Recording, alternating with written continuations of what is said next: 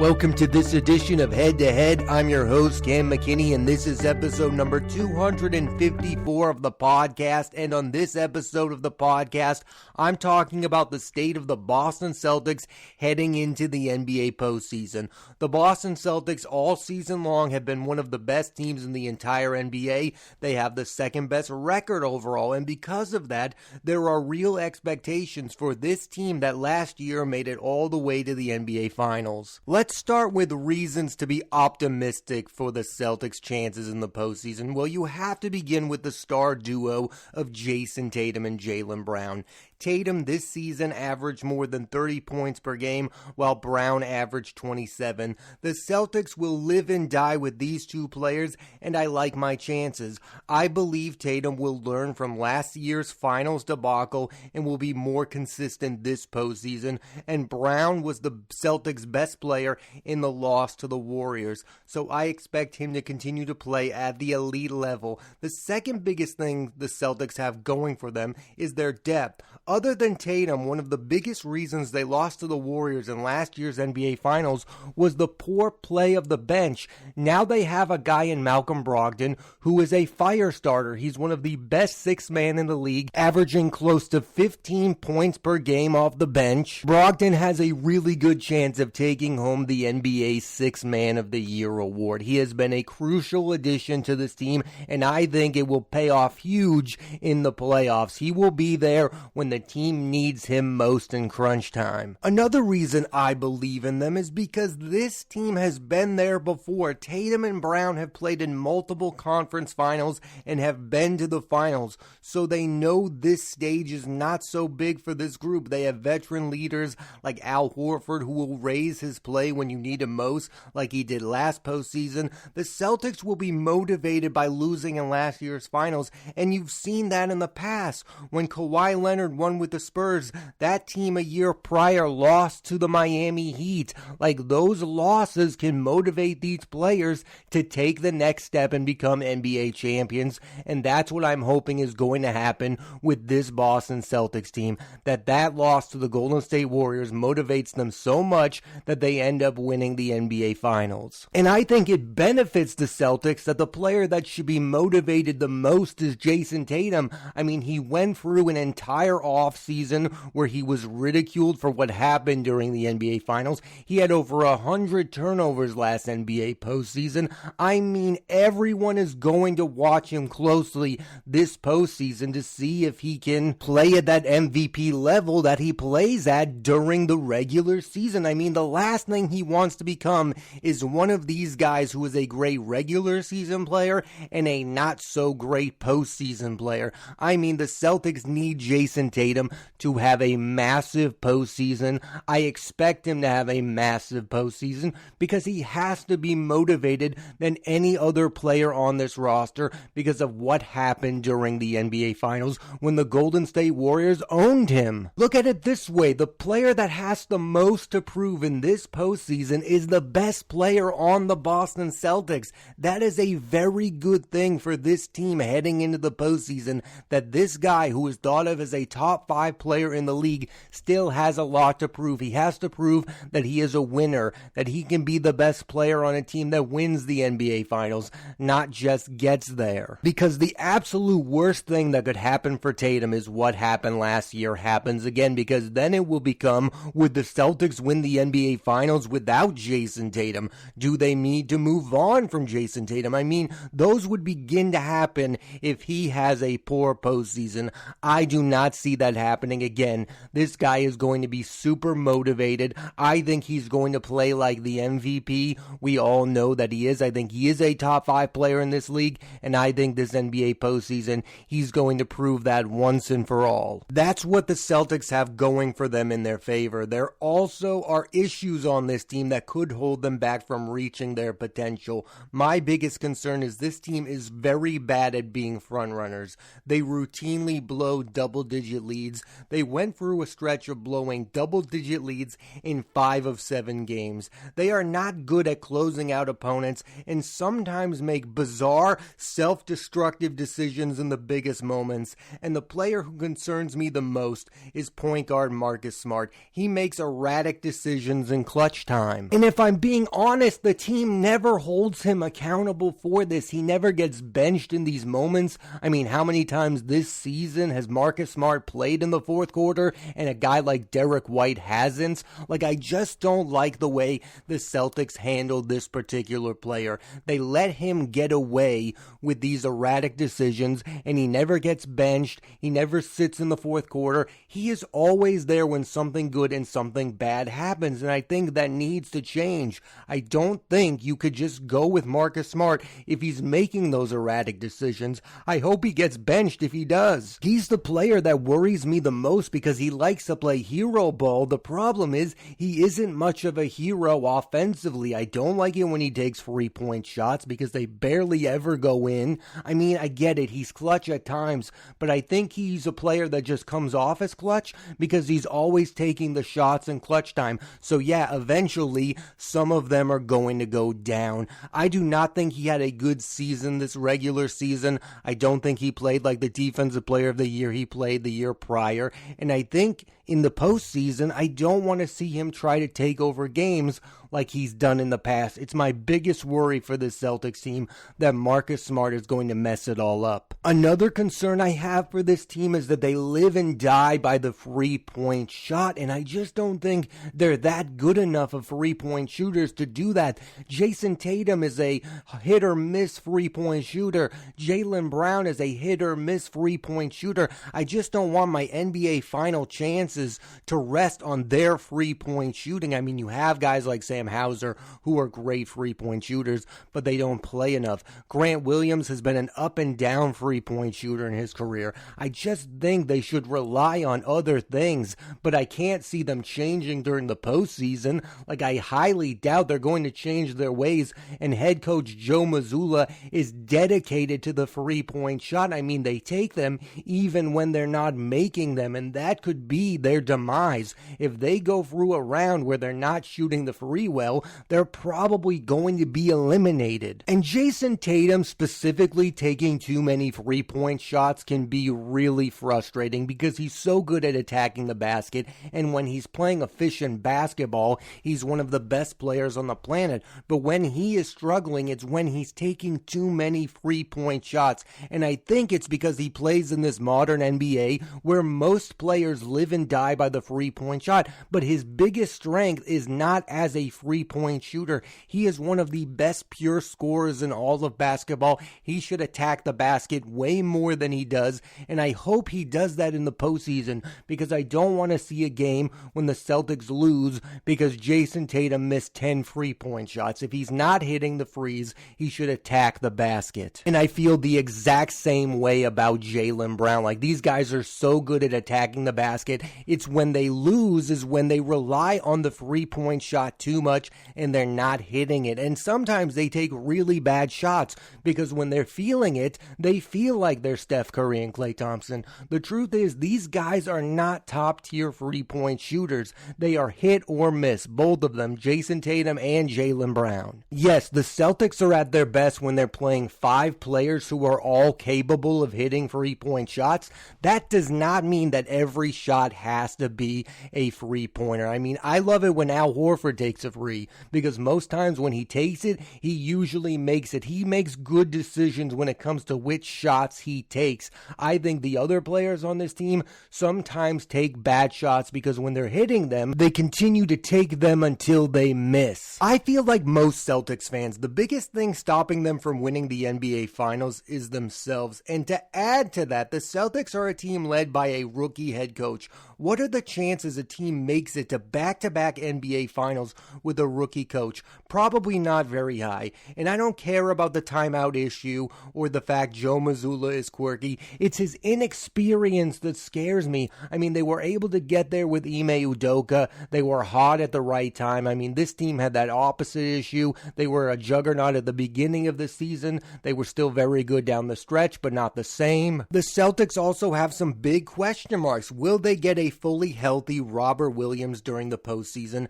And what role, if any, will Grant Williams play? Robert Williams is, of course, a much bigger concern. I argue he's the best defensive player on the team, and you will need him, especially if you go up against the Philadelphia 76ers with Joel Embiid. Al Horford cannot do it alone. I mean, this team becomes a really bad rebounding team when Robert Williams doesn't play. If your leading rebounder this postseason is Jason Tatum, I fear the Celtics will not have enough rebounding. They need Robert Williams to be there because they need a center who can get the rebounds. This team was terrible down the stretch without Robert Williams rebounding the basketball. He is a must if the Celtics are going to go back to the NBA Finals. What we are about to find out this NBA playoffs is what Celtics team are they? Are they the team that started 21-5, or are they the team that since the All-Star break lost the number one seed in the Eastern Conference to the Milwaukee Bucks? Who are the real Boston Celtics? I'm hopeful that they are the title favorites from the beginning of the season, but I admit my confidence has been shaken. But a lot of their losses this regular season came to lesser teams. They struggled against the Orlando Magic. My hopes is during the playoffs when they play these better teams that they come with it, that they bring their best game to the court. The Celtics in the past have definitely played down to their opponents. I don't see that happening in the playoffs. There is too much at stakes, and I think this team knows that there's a lot at stakes. I mean, for some people, they're saying this could be Jaylen Brown's last postseason with the Boston Celtics because of his recent interviews with the New York Times and the Ringer. Some people feel like he could get traded this offseason. Maybe he'll end up with the Houston Rockets to get a max contract with another team. I don't see that happening. I think they're going to do everything they can to keep Jaylen Brown. But I do agree with this. You need to make as many runs with Jason Tatum and Jaylen Brown as you can. These two are in their primes, and you need to take advantage of that fact that you have two of the top 15 players in the league right now, and not many other teams have that. None of the other teams that are competing for the NBA Finals really have that. You are the best team with the two best players. I mean, Giannis Antetokounmpo might be better on his own, but he doesn't have that number two guy. The Celtics have Jason Tatum, and they have Jaylen Brown, and this team needs to take advantage of that fact. Many people, including myself, think you have the best duo in the entire NBA. That should equal an NBA Finals. That's why the Lakers won the NBA Finals during the bubble. They didn't have the best overall team. They had the best duo in LeBron James and Anthony Davis. I mean, the teams with the best duo usually end up winning the finals, going all the way back to Michael Jordan and Scottie Pippen, Kobe Bryant and Shaquille O'Neal. If Jaylen Brown and Jason Tatum are as good as a duo as we all believe, they should eventually win an NBA Finals. And really, they should win more than one NBA Finals. I, as you can tell, have super high expectations for this duo. I think both are capable of making the Hall of Fame. Each and every year they've been in the league, they've gotten better. At some point, that has to equal winning an NBA Finals. You can no longer be that young team on the rise. At some point, you need to become that team. LeBron James, for the longest time, was that young superstar on the rise, and then he eventually got the job done. I think now is the time for Jason Tatum and Jaylen Brown to get the job done. They got oh so close against the Golden State Warriors. They probably should have won that series. They had the chance to go up 3-1, and then things went awry. That was your first test. That was your first trip to the NBA Finals. This year, you need to get the job done. Now, to be fair, I'm not one of those people who will say if they don't win the NBA Finals, the entire season is a failure. However, if this team loses in the first or second round of the NBA playoffs, then it was a complete and utter failure. I mean, these are the two best teams in the Eastern Conference, the Milwaukee Bucks and the Boston Celtics. That should be the Eastern Conference Finals. The Celtics should not lose to the Heat. They should not lose to the 76ers. They should not lose to the Cleveland Cavaliers. The only team in the East that I think has the potential to beat them is the Milwaukee Bucks, and that's because of Giannis Antetokounmpo. If you lose to an all-time great player and he has an all-time great series, I'm not going to blame you. I think the Celtics are better than the Bucks, and they should beat the Bucks, but that does not make it an overall failure, because Giannis is going to end up being one of the all-time greatest players in NBA history. And if he puts up one of those series where, like he did in the NBA Finals, and scores like 40 in the final game of the series, I'm not going to be mad at the Celtics. But if they play down to their opponent in the first and second round and end up losing, then I would say it was a complete and utter failure, and then drastic decisions would need to be made in the offseason. I would question moving forward with Tatum and Brown as a tandem. I think they're a special tandem who at the very least should make it to the Eastern Conference Finals. If they can't make it there in this year in the NBA, where I think there is no great team out there, I don't think the Celtics are great. I don't think the Bucks are great. I don't think the Nuggets are great. The NBA is without a great team, so it means the Celtics have a chance to take advantage of that and be the team who wins. There's probably not going to be a Golden State Warriors on the horizon for them this time. They have a perfectly good chance to win the NBA Finals, and they should definitely make it to the Eastern Conference Finals. That would be the failure, not making it to the Conference Finals. I mean, I would have to rethink everything. I would have to rethink Joe Mazzulla as the head coach. I don't care they gave him an extension. This team should make it to the Eastern Conference Finals, no doubts about it. Right now, I'm cautiously optimistic and hopeful that this talented bunch of players will be able to replicate last year's success.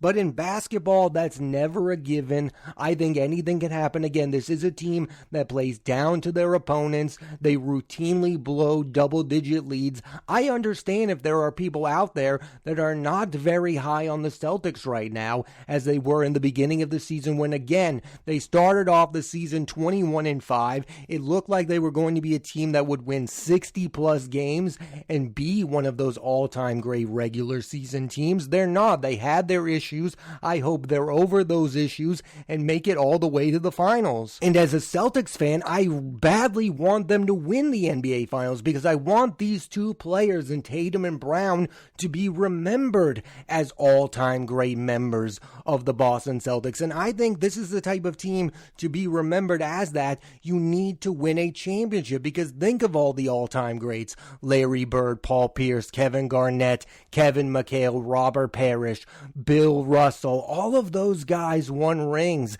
The list goes on and on and on. John Havlicek. To be an all-time great of the Boston Celtics, you need to win. It's not about the stats. It's not about the MVPs. The all-time greats of this team, they are the New York Yankees of basketball. You need to win an NBA championship. I don't want Jason Tatum to be the Don Mattingly of the Boston Celtics. I want him to be a finals winner. I want him to win finals MVP. I think that would be an extraordinary comeback from what happened last postseason. I mean, this is a guy who has a lot to prove, and he has a lot on the line. If he wants to be remembered as an all-time Celtics great, it's not about the All-Star Game MVP. It's not about the NBA MVP. It's about finals MVP. If he can get that, he would restore his reputation after what happened last season, and he would be thought of as not only one of the all-time great Celtics, but one of the best players in the league, period. And Brown, of course, has a lot to play for as well. I mean, I hear a lot of people talking about the Supermax contract extension.